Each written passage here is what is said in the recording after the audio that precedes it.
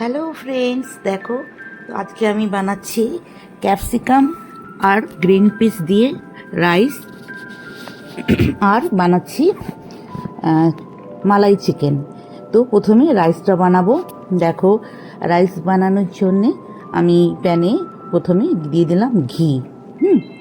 ঘি দিয়ে দিলাম, আর ঘিটা একটু গরম হওয়ার পর স্পুনটা রেখে দিচ্ছি যাতে স্পুনের মধ্যে যে ঘিটা লেগে আছে সেটা গরম হিটে যাতে গলে কড়াইয়ে চলে যায়। তো সেই জন্যে স্পুনটাকে কড়াইয়ের মধ্যে রেখে দিলাম। এবার তুলে নিলাম স্পুনটাকে। প্রথমে দিয়ে দিলাম লবঙ্গ, এলাচ আর দারচিনি আর তেজপাতা। এগুলো তেলে ঘিয়ের মধ্যে দিয়ে দিলাম।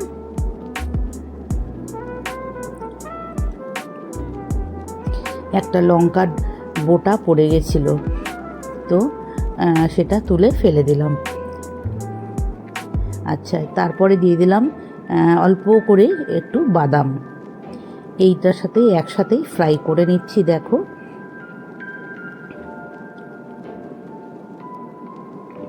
আর বাদাম না খুব তাড়াতাড়ি কুক হয়ে যায়, আর এই লাল বাদামটা কুকটাও যে তাড়াতাড়ি হচ্ছে সেটা বোঝা যায়।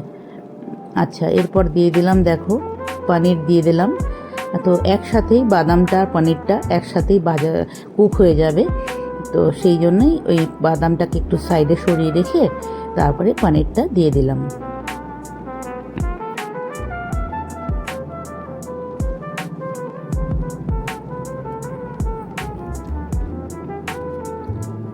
আর দেখো, আমি এখানে দেখাচ্ছি তোমাদের, এখানে আছে মটরশুঁটি, ক্যাপসিকাম আর কাঁচা লঙ্কা। ঠিক আছে, মটরশুঁটি, ক্যাপসিকাম আর কাঁচা লঙ্কা আমি মিক্সিতে পেস্ট করে নিয়েছি, আর এটা দিয়েই আমি রাইসটা বানাবো। তো এইখানে দিয়ে দিলাম। এবার কড়াইয়ে ওই পেস্টটা আমি দিয়ে দিলাম।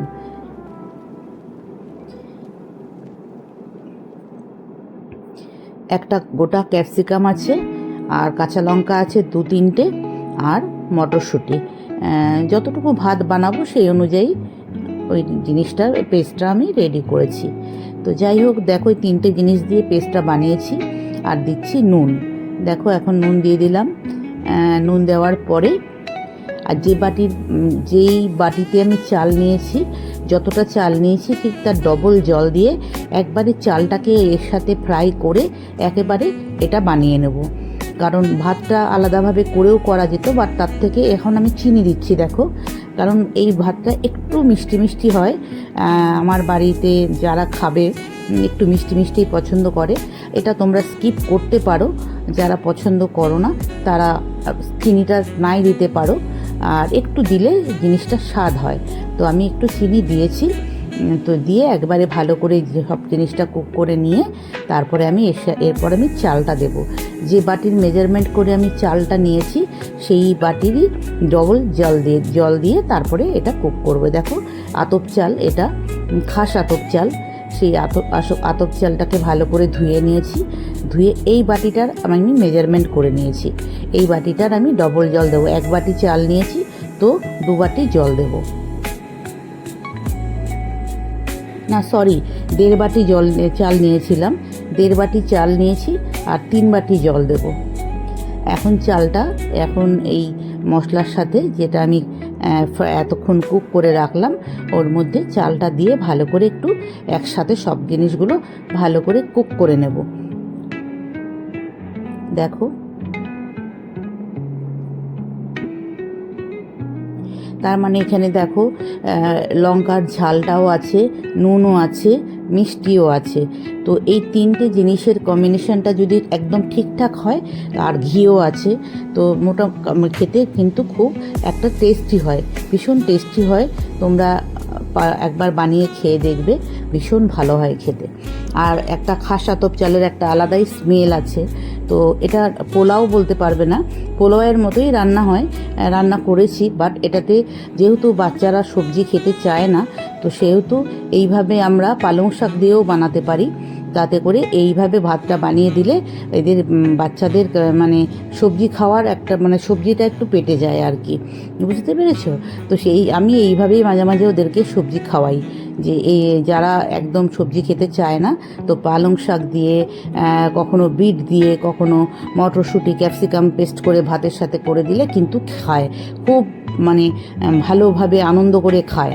আর সেই জন্যে এইভাবে আমার ছেলেকে ভাতটা এইভাবে বানিয়ে দিই যাতে এই সবজিটা পেটে যায়। তো চলো, হয়ে গেছে দেখো, চালের সাথে আমার এটা ফ্রাই করা হয়ে গেল। এরপর আমি এখানে জলটা মিশিয়ে দেবো, জলটা দিয়ে দেবো।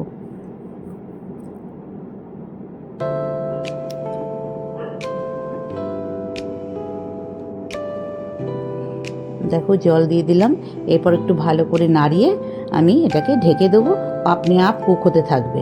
আর কিছু করার আর কোনো কাজ নেই। এরপর আরামসে এটা ঢাকা দিয়ে রাখবো।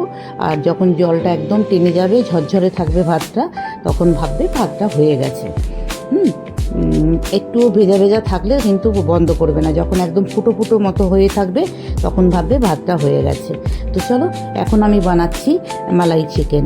দেখো, মালাই চিকেনটা আজকে একটু অন্য প্রসেসে আমি বানিয়েছি, কারণ আমি চিকেনটাকে ম্যারিনেট করে রাখি মালাই চিকেন বানাতে গেলে। তো আজকে কিন্তু ম্যারিনেট করা ছিল না, আজকে উইদাউট ম্যারিনেট করাতেই কিন্তু আমি বানিয়েছি। আমি দই দিয়ে ম্যারিনেট করিনি, আজকে এমনি ডাইরেক্ট মশলা দিয়ে মাখানো, যেমনি আমরা চিকেন বা মাটন বানালে যেভাবে আমরা মশলা দিয়ে মাখাই না, আদা রসুনের পেস্ট দিয়ে, নুন দিয়ে ভালো করে ওটাকে করে মাখিয়ে তারপরে একদম ডাইরেক্ট দিয়ে দিই, সেইভাবে আজকে করানো। আমার মানে ম্যারিনেট করা ছিল না। তো দেখো, আমি একটু চিনি দিয়েছি তেলে। চিনিটা দিলে কি হয় জানো তো, এই যে ক্যারামেলটা বেরোবে না, লাল লাল মতো যখন হয়ে যাবে চিনিটা, আমি সেই জন্যই এটাকে বারবার নাড়াচ্ছি যাতে করে ক্যারামেলটা বেরিয়ে আসে। আর যখন চিকেনটা এর মধ্যে দেবো, তো ক্যারামেলটার সাথে চিকেনটা এত সুন্দর একটা স্মেল আসে না। তো যেমন আমরা তন্দুর চিকেন খেলে যেভাবে যে স্মেলটা আসে, ঠিক সেই রকম স্মেলটাও আসে, আর দেখতেও কিন্তু ওই রকম লাগে। তো ভালো লাগে দেখতে। অল্প করে একটু চিনি দিয়ে দেবে, দেখবে একটু লাল লাল ক্যারামেলটা হলে তারপরে যখন তোমরা চিকেনের পিসগুলো দেবে, খুব তাড়াতাড়ি দেখবে একটা রেডিশ ভাব চলে আসে চিকেনের উল্টো যে দিকটা তোমরা ছাড়বে সেই দিকটাতে কিন্তু খুব সুন্দর হয়। আমি দুপিটি সেইভাবে ফ্রাই করে নিই। তো যাই হোক, চিকেনটা আমি এখন এখানে দেবো। দেখো তোমরা, ক্যারামেলটা বেরোলেই আমি দেবো। এই দেখো বেরিয়েছে, দেখতে পাচ্ছ, রেড রেড মতো হয়ে এসছে চিনিটা। তো এখন আমি এই পর্যায়ে আমি এখনও চিকেনটা দিয়ে দেবো। যতক্ষণ না এই ক্যারামেলটা বেরোবে ততক্ষণ ছাড়বে না চিকেনগুলো। এটা বেরোলে তবেই চিকেনের গায়ে ওই রেডিশ ভাবটা লেগে থাকলে দেখতে ভালো লাগে, আর একটা আলাদা স্মেল আসে।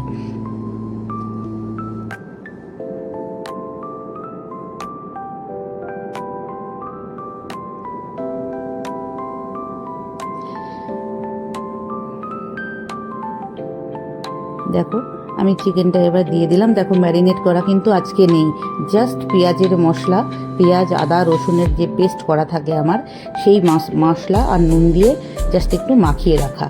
এইভাবেই কিন্তু আজকে আমি বানাচ্ছি। ম্যারিনেট করা থাকলে একটু অন্যরকম টেস্ট হয়, আর এরকম ডাইরেক্ট বানালে কিন্তু একটু আলাদা টেস্ট হয়।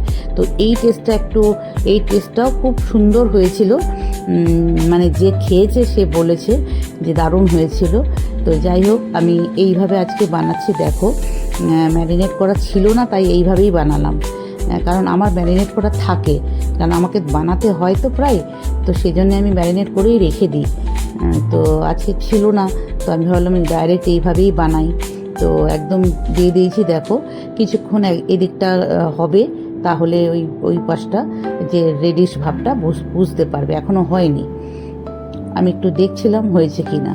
তো যাই হোক, দেখো তোমরা, দেখো এইগুলো কিন্তু হয়ে গেছে। এই দিকটা দেখো, এই পিসগুলো কিন্তু একটুখানি রেড রেড হয়ে গেছে। আর আমি তো বানাচ্ছিলাম, আর গন্ধটা কিন্তু মনে হচ্ছে তন্দুরি চিকেনের গন্ধ আসছিল যখন এই পিসগুলো আমি উল্টাচ্ছিলাম না, মনে হচ্ছে তন্দুরি বানাচ্ছি। তো যাই হোক, এটাকে খুব সুন্দরভাবে আগে ভেজে নিলাম, মশলা দিয়ে তেলের মধ্যে আগে ভালো করে ভেজে নিলাম, দু পিঠটা ভালো করে ভেজে নিয়ে এরপর আমি কি দিচ্ছি দেখো,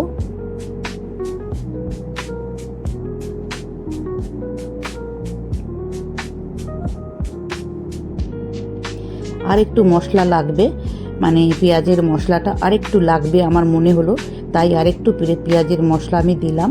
আগে আমি এই মশলাটা দিয়ে মাখিয়ে রেখেছিলাম, আর গ্রেভিটা আরেকটু লাগবে বলে আমি আর দু চামচ দিলাম, পেঁয়াজের মশলাটা অ্যাড করে দিলাম। এবার আমি এটাকেও ভালোভাবে কষিয়ে নেব, ভালো করে কষিয়ে নিচ্ছি। দেখো এখন দিয়ে দিলাম একটু চিকেন মশলা।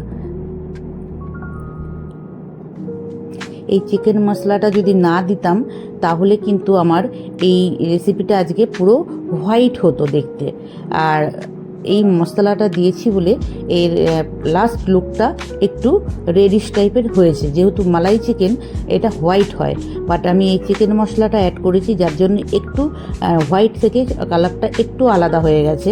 তো যাই হোক, টেস্ট হয়েছিল, খেতে ভীষণ ভালো হয়েছিল। তো যাই হোক, আমি এই সমস্ত মশলা দিয়ে এটাকে খুব ভালো করে কষিয়ে নিচ্ছি। মানে হাফের থেকে বেশি বয়েল এখানেই হয়ে গেছে চিকেনটা। এরপর আর বেশি কুক করার দরকার নেই, কারণ অনেকক্ষণ ধরে এই চিকেনটাকে আমি কষিয়েছি, যাতে করে এখনই এটা বয়েল হয়ে যায় চিকেনগুলো। তো এরপর আমি মালাইটা মেশাবো। দেখো, আর মালাই আর কাজু, এই দেখো তোমাদের দেখাচ্ছি, মালাই আর কাজু একসাথে আমি মিক্সিতে একটা ব্লেন্ড করে নিয়েছি। এটা আমি এরপর এখানে অ্যাড করে দিচ্ছি। দেখো, আর কাজুগুলো একটু আদা ভাঙা ছিল, ভালো লাগে খেতে। গ্রেভির মধ্যে যখন আদা ভাঙা কাজুগুলো থাকে না, তখন খেতে বেশ টেস্ট লাগে। একদম পেস্ট করিনি আমি, যাতে একটু টুকরো টুকরো কাজু মুখে পড়লে ভালো লাগবে খেতে। দেখো, এই মিক্সিংয়ের জারটা ধুয়ে আমি একটু জলটা দিয়ে দিলাম। লাস্টে দেবো একটু কস্তুরি মেথি আর গরম মশলা, এই দুটো জিনিস এখন শুধু বাকি আছে। এখন আমি ঢেকে দেবো। ঢেকে দেওয়ার পর এটা একদম যখন আমার মনে হবে এটাকে বন্ধ করার দরকার আছে, তার আগে আমি একটু কস্তুরি মেথি আর একটু গরম মশলা দিয়ে বাস ফিনিশ হয়ে যাবে, রান্না কমপ্লিট। চলো, এখন আমি এটা ঢেকে দেব।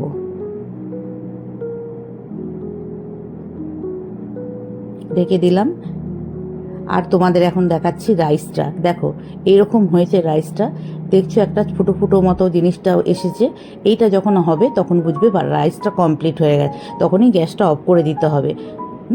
আর আমার চিকেনটা দেখো, এই যে বললাম তোমাদের কালারটা হোয়াইট হয়নি, কালারটা একটু এরকম হয়েছে।